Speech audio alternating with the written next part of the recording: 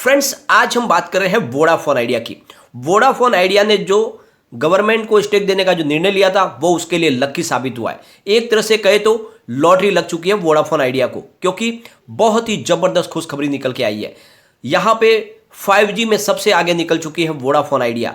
Vodafone idea ने अपनी 5G technology के दम पे अपनी ताकत सबसे ज़्यादा आगे बढ़ा दी है, यानी नंबर 1 बन के उभरी है वो पूरे मार्केट में। और इसका नतीजा यह है कि जो दिसंबर में आंकड़े आए हैं, जो ट्राई की तरफ से पेश किए गए हैं, बहुत ही शानदार है। यानी रिलायंस के कस्टमर कम हुए हैं और वोडाफोन आइडिया ने अपने कस्टमर को बढ़ाया है, जो एक बहुत ही बड़ा पॉजिटिव ट्रिगर है। काफ़ी समय के बाद वोडाफोन आइडिया में ग्राहकों की संख्या बढ़ी है और इसके पीछे वजह है 5G टेक्नोलॉजी में सबसे आगे निकलना, सबसे तेज टेक्नोलॉजी में आगे बढ़ना, और गवर्नमेंट का पूरा सहयोग मिल रहा है, क्योंकि एक तरह से गवर्नमेंट की कंपनी बन चुकी है। गवर्नमेंट का बड़ा स्टेक है 35% का।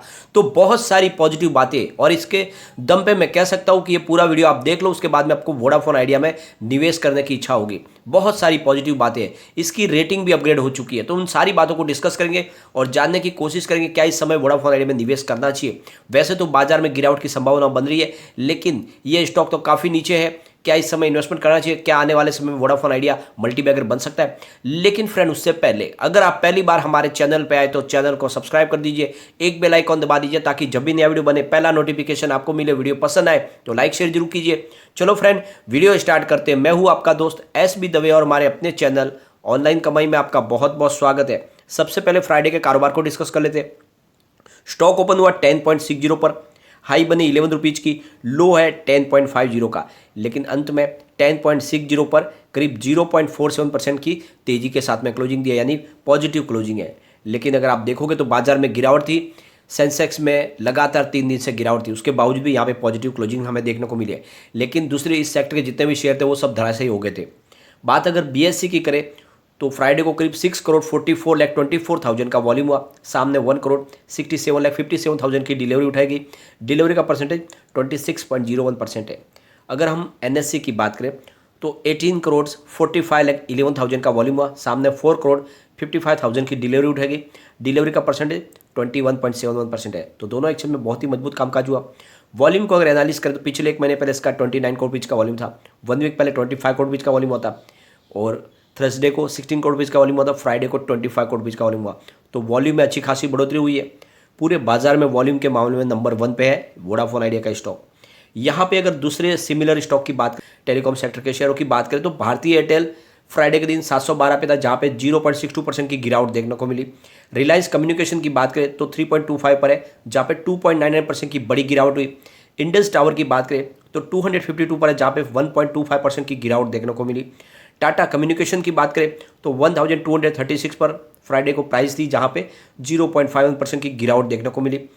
और TTML की बात करें तो 144 पर था, जहाँ पे 2.10% की गिरावट देखने को मिली। बात अगर HFCL की करें तो 75 पर प्राइस है, जहाँ पे 1.11% की गिरावट देखने को मिली। अगर हम रेलटेल कॉर्पोरेशन ऑफ इंडिया की बात करें तो 102 पर आया है, जहाँ पे 2.51% की बड़ी गिरावट हुई। GTL इंफ्रा अप डाउन नहीं देखने को मिला, मतलब गुरुवार को ही क्लोजिंग थी 1.80 पर।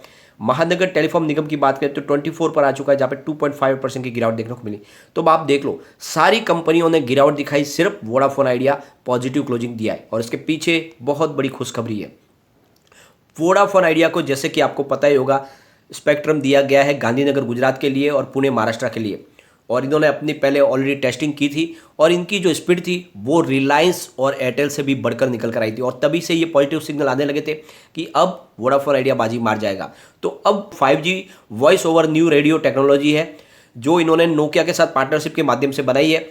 इस टेक्नोलॉजी का इन्होंने सक्सेसफुली टेस्ट करके साबित कर दिया है, और ये टेक्नोलॉजी लोगों के सामने इन्होंने पेश की, और ये 5G की टेक्नोलॉजी में ये पूरी तरह से सक्सेस हो चुकी है।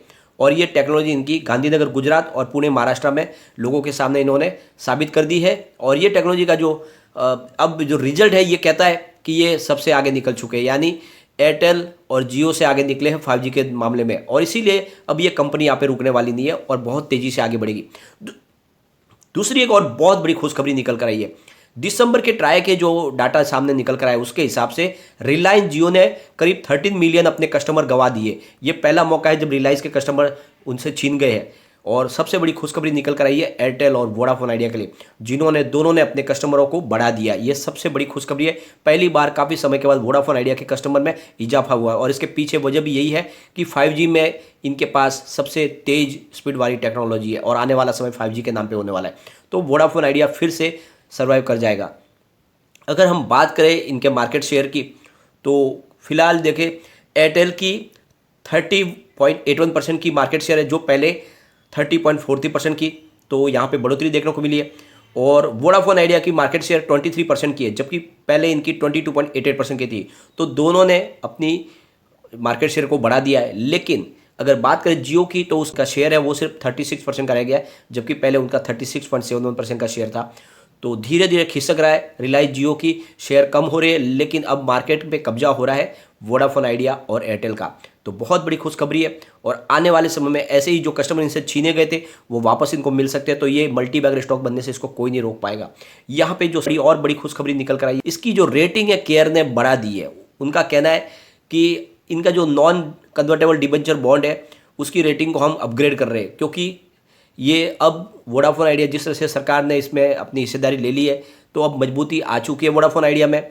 लोग विश्वास करेंगे, बड़ी बड़ी कंपनियां यहाँ पे निवेश करेगी अभी, क्योंकि सरकार की बड़ी हिस्सेदारी है।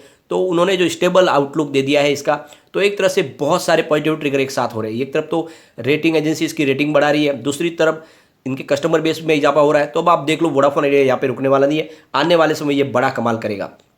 फ्रेंड्स, ये सारा का सारा तभी से होने लगा जब यहाँ पे 35.8% की स्टेक गवर्नमेंट को दे दी है वोडाफोन आइडिया ने, क्योंकि उनको लगता है कि जो AGR बकाया है उसके बदले में स्टेक दे दी जाती है तो गवर्नमेंट की भी कुछ जिम्मेदारी बनेगी, वो इसके लिए कुछ अच्छे प्लान लाएगी। और ये नतीजा है कि देखो, इनकी जो 5G टेक्नोलॉजी थी, इन्होंने सबसे पहले टेस्ट करके साबित कर दी है कि ये नंबर 1 बन चुके हैं 5G के मामले में, और इसीलिए इनके कस्टमर में बहुत तेज़ी से इजाफा हो सकता है।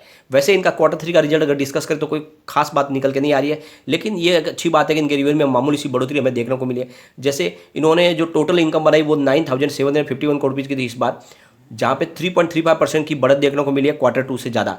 Q2 में इनकी टोटल इनकम 9,435 करोड़ रुपीज़ की थी, परंतु 10.81% डाउन है पिछले साल सेम क्वार्टर से। पिछले साल सेम क्वार्टर में इनकी टोटल इनकम 10,933 करोड़ रुपीज़ थी, और लॉस तो इनका बड़ा है फिलहाल 7,231 करोड़ रुपीज़ का। उसमें समय लगेगा कंपनी को प्रॉफिट आने में, लेकिन जो इनका शेयर होल्डिंग पैटर्न है वो बहुत ही शानदार है। प्रमोटर की होल्डिंग बहुत मजबूत है, यानी 72.05% की होल्डिंग है, जहाँ पे अब इसमें आने वाले समय में सरकार की हिस्सेदारी भी दिखाई देगी। गिरवी शेयरों की संख्या कुछ भी नहीं है, ये सबसे अच्छी बात है। FI ने यहाँ पे जबरदस्त अपनी होल्डिंग फिर से बढ़ा दिया, यानी जून में उनकी 4.29% की होल्डिंग थी, सितंबर में उन्होंने अपनी होल्डिंग को घटा के 4.04% कर लिया था, लेकिन दिसंबर में फिर से FI ने यहाँ पे अपना दाव लगा दिया है। 4.20% की होल्डिंग ये इशारा करती है कि FI को विश्वास है कि वोडाफोन आइडिया अब यहाँ से दौड़ेगा। बात अगर DI की करें तो 1.30% की होल्डिंग उनकी जून में थी, 1.54 हुई थी सितंबर में, लेकिन फिलहाल उनकी होल्डिंग थोड़ी सी कम हुई है, 1.37% की होल्डिंग है। होल्डिंग अभी भी है, लेकिन अच्छी खासी होल्डिंग थोड़ी सी उनकी कम हुई है, जरूर बात है। बात करें म्यूचुअल फंड की तो 0.85% की होल्डिंग जून में थी, सितंबर में उनकी 1.18 की हुई थी, फिलहाल 1.03% की होल्डिंग है। तो सितंबर से होल्डिंग भले ही DI और म्यूचुअल फंड की कम हुई हो, लेकिन जून से कंपेयर करें तो अभी भी दोनों की होल्डिंग बढ़ी हुई है, जो इशारा है कि यहाँ पे निवेश बढ़ रहा है बड़े बड़े फंड हाउस का। तो फ्रेंड्स, ऐसे में दाव लगाया जा सकता है, क्योंकि वोडाफोन आइडिया के दिन अब पलट सकते हैं, और जिस तरह से पॉजिटिव ट्रिगर एक साथ होने लगे, तेजी भी आने लगी है, और रेटिंग एजेंसियाँ रेटिंग भी बढ़ा रही है, और इनकी 5G टेक्नोलॉजी सक्सेसफुली ये लॉन्च कर चुके हैं। तो इन सब का नतीजा है कि आने वाले समय में शानदार तेजी देखने को मिल सकती है। यहाँ पे जनरल पब्लिक की होल्डिंग भी देखें तो 22.36 थी जून में, 22.37 हुई सितंबर में, फिलहाल 22.38% की होल्डिंग है, तो सेम ही होल्डिंग है। कम्युनिटी सेंटीमेंट स्टॉक के साथ बना हुआ है, 76% बाई की कॉल है, 14% सेल की कॉल है, 10% होल्ड की कॉल है। 100 में से 86% लोग इसको लेना पसंद कर रहे हैं। फ्रेंड्स, एक बार इसके पिवट लेवल को भी चेक कर लेते हैं। यहाँ से अगर स्टॉक स्लिप होता है तो 10.43 पर फर्स्ट सपोर्ट है, और स्टॉक नीचे गया तो 10.22 तक जा सकता है। थर्ड इसका सपोर्ट 9.93 का है। तो बड़ी गिरावट होती है तो फिर ये 1 डिजिट में वापस जा सकता है। वैसे बाजार में भी संभावना निगेटिव बनी हुई है, तो थोड़ा सा निवेश नया करना चाहिए तो थोड़ा थोड़ा करके करे, एक साथ ना करे। गिरावट भी होती है तो आप डिप में फिर खरीदारी करके अपना एवरेज भी नीचे ला सकते हैं।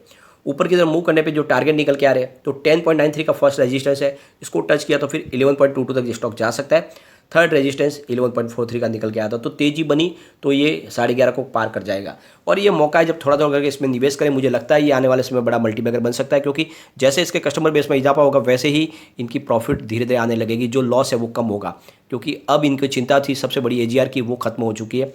तो निवेश किया जा सकता है। और मैंने आपको पहले भी कहा था कि जो गवर्नमेंट का स्टेक देने का जो निर्णय लिया गया है वो अच्छा है और इसको आपको वेलकम करना चाहिए। और अब यहाँ पे बहुत सारे पॉजिटिव सिग्नल एक साथ होने लगे हैं, जिससे समझ में आ रहा है कि वोडाफोन आइडिया तेजी के साथ आगे बढ़ सकता है, तो इन्वेस्टमेंट किया जा सकता है। लेकिन फ्रेंड, कोई भी इन्वेस्टमेंट करने से पहले अपने फाइनेंशियल एडवाइजर से एडवाइस ले ले या अपना खुद का रिसर्च करें, क्योंकि मैंने वीडियो आपके एजुकेशनल पर्पज के लिए ही बनाया। वीडियो पसंद आए तो लाइक शेयर कीजिए और चैनल को सब्सक्राइब कर दीजिए। Thank you friend.